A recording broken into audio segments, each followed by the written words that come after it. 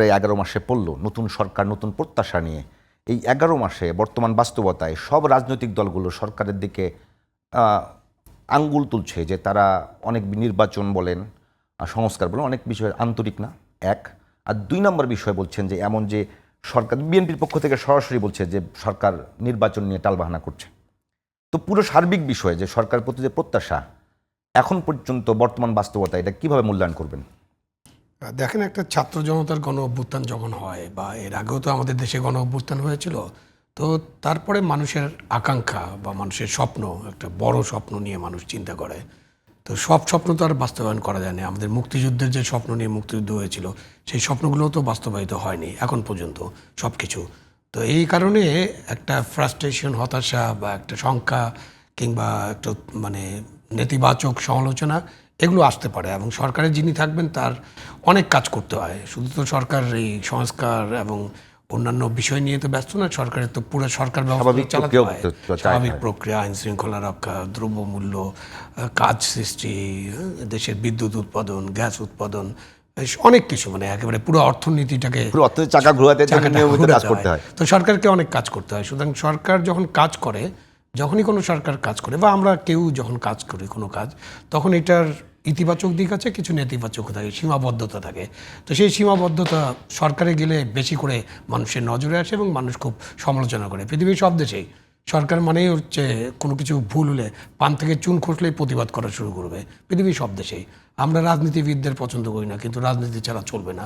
আমরা পুলিশকে পছন্দ করি না, যে পুলিশ একটা এমন একটা শক্তি, যে শক্তি সবসময় ক্ষমতার অপব্যবহার করে, কিন্তু পুলিশ ছাড়া তো দেশ চলবে না। এবং পৃথিবীর অন্যান্য দেশেও তাই। মানে শুধু আপনাকে একটু ইন্টারাপ্ট করবো, যে এই যে নতুন সরকার যদি বলেন, একটা সরকার অভ্যুত্থান পরবর্তী সরকার, প্রত্যাশা বেশি আছে, কিন্তু একের পর এক আন্দোলন থেকে শুরু করে তাদের কাছে চাওয়া পাওয়া কিংবা সরকারের এখন পর্যন্ত যে জায়গা যাওয়াতে রাজনৈতিক দলগুলোর সহযোগিতার কোনো অভাব দেখছেন কিনা? রাজনৈতিক দলগুলোর সহযোগিতার অভাব আমি দেখি না এই কারণে যে রাজনৈতিক দল তো আর সরকারে নেই। তো ধরেন যে এক জায়গায় একটা আইন শৃঙ্খলা পরিস্থিতি হলো, সেই পরিস্থিতির দায় দায়িত্ব তো রাজনৈতিক দলগুলো নেবে না, তাকে সরকারকে নিতে হবে, বা যে কোনো একটা ঘটনার জন্য দায় দায়িত্বটা সরকারের। সুতরাং রাজনৈতিক দলগুলো সহযোগিতা করছে না এরকমটা আমি মনে করি না। বাট রাজনৈতিক দলগুলো তো বার্গেনিং করবে, কারণ তারা রাজনীতি করে। সদিচ্ছার কথা বলছিলাম। তাদের সদিচ্ছা আছে, সবারই সদিচ্ছা আছে। এখন সদিচ্ছার প্রেক্ষাপটটা ভিন্ন।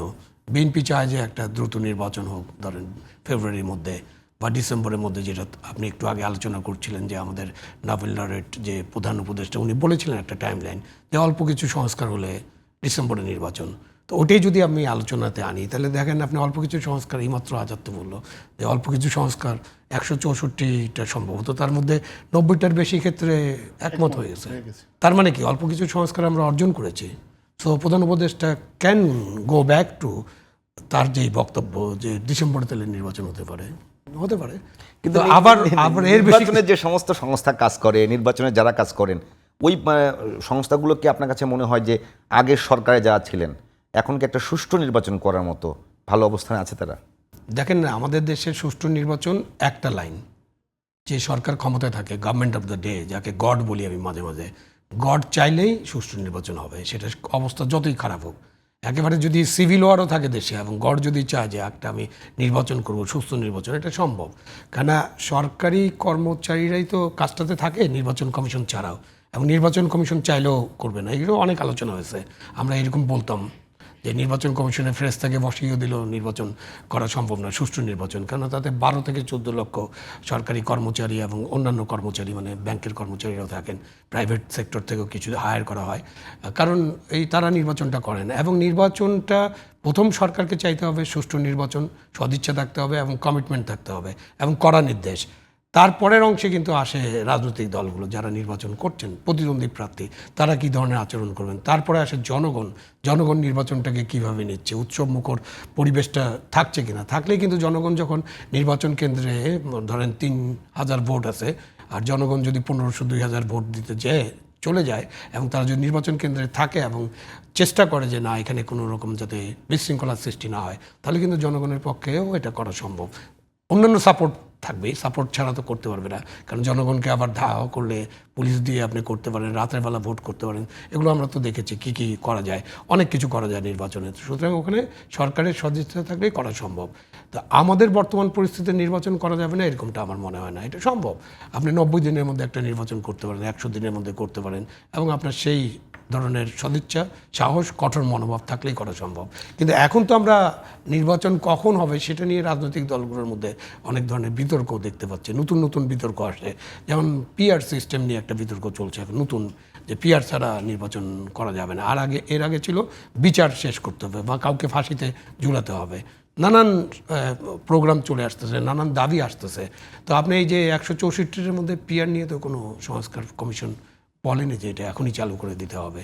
এবং এটা যেটা হচ্ছে যে আপনি পার্লামেন্টে পিআরের ব্যাপারটা আলোচনা হচ্ছে না, আলোচনা হচ্ছে দ্বিতীয় কক্ষ যদি হয়, ঠিক আছে, তো দ্বিতীয় কক্ষ আপনি যদি অ্যাগ্রি উচ্চকক্ষের বিষয়ে উচ্চকক্ষ, হ্যাঁ, উচ্চকক্ষ যদি আপনি অ্যাগ্রি করেন, ওকে, উচ্চকক্ষ নিয়ে আলোচনা করেন, উচ্চকক্ষ কীভাবে গঠিত হবে, কি কতটা সদস্য সংখ্যা থাকবে, তখন আপনি পিআর নিয়ে কিন্তু অবশ্যই আলোচনা করতে পারেন। মেবি এরকম প্রস্তাব হতে পারে, যেহেতু আমাদের দেশে প্রথম 30% দিয়ে আপনি শুরু করতে পারেন, 50% দিয়ে শুরু করতে পারেন, তারপরে বাকিরা কীভাবে আসবে, সংবাদপত্রের কর্মীরা কীভাবে যাবে, জুডিশিয়ারি থেকে কীভাবে যাবে, আইনজীবীরা কীভাবে, বিভিন্ন পেশাজীবী মানুষ তো লাগবে, গায়িকা, নায়িকা, মানে সাংস্কৃতিক অঙ্গন, সব মিলিয়ে তো একটা আলোচনা করা যায় এবং এটা কিন্তু সমস্যার সমাধান হয়ে যায়। কিন্তু যখন আপনি এখন হঠাৎ করে বলবেন যে না এখনই পিআর চালু করতে হবে পার্লামেন্টারি ডেমোক্রেসিতে, তখন কিন্তু এটা নিয়ে আলাপ আলোচনাটা এগোবে না এবং ঐকমত্য হওয়া খুব কঠিন।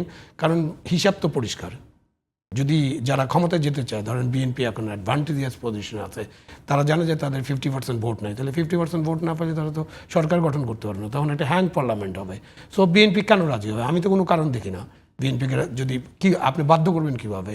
যারা সরকার গঠন করতে চায়, যে গত 16 বছর বা 10 বছর এই আন্দোলন করেছে, আন্দোলনটা কি স্বৈরাচার বিরোধী আন্দোলন, যখন আন্দোলন এখন যারা চাচ্ছে পিয়ার পদ্ধতি, তারা যদি নির্বাচনে না যায় পিয়ার পদ্ধতি ছাড়া, সংকট তৈরি হবে মনে হয়।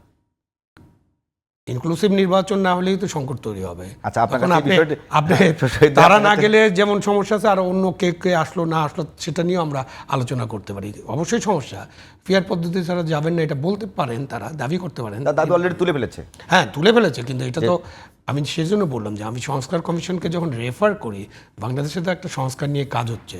জুলাইয়ে যে 3, 4, 5-এ কিন্তু কোনো সংস্কার নিয়ে কোনো আলোচনা ছিল না। আপনি ইচ্ছা করলে ঘুরে দেখা যে জুলাই আপনি দেখতে পারেন এই সময়টা কি আন্দোলন চলছিল, কোটা, এবং সেই হাইকোর্ট যে আদেশটা করেছিল সেই আদেশ বাতিল করে একটা পরিপত্র দেওয়ার আন্দোলন, এবং জুলাইয়ের মধ্যভাগ পর্যন্ত আন্দোলনটা সেই জায়গায় ছিল। এখন আবু সাইদ যেদিন মারা গেলেন সেদিন থেকে আন্দোলনের ক্যারেক্টারটা চেঞ্জ হতে শুরু করে, এবং তারপরে কিন্তু এই আন্দোলনে ব্যাপক জনগণের অংশগ্রহণ ছিল। ব্যাপক জনগণের সাথে তো কোটার কোনো সম্পর্ক নেই, সম্পর্ক আছে একটা বৈষম্য। এই বৈষম্য জিনিসটা ব্যাপক জনগণকে আকৃষ্ট করেছে। আমার সাথে আপনার বৈষম্য, সমাজে বৈষম্য, আয়ের বৈষম্য, ঠিক আছে না?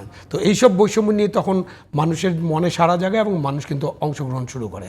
তো সেই বৈষম্য আমরা কোথায় আছি সেটা একটা আলোচনার বিষয় হতে পারে, কিন্তু আমরা এখন কিন্তু মোটামুটি শুধু মানে সংস্কার, নির্বাচন, বিচার, এগুলোর মধ্যে আমরা ঘোরপাক খাচ্ছি।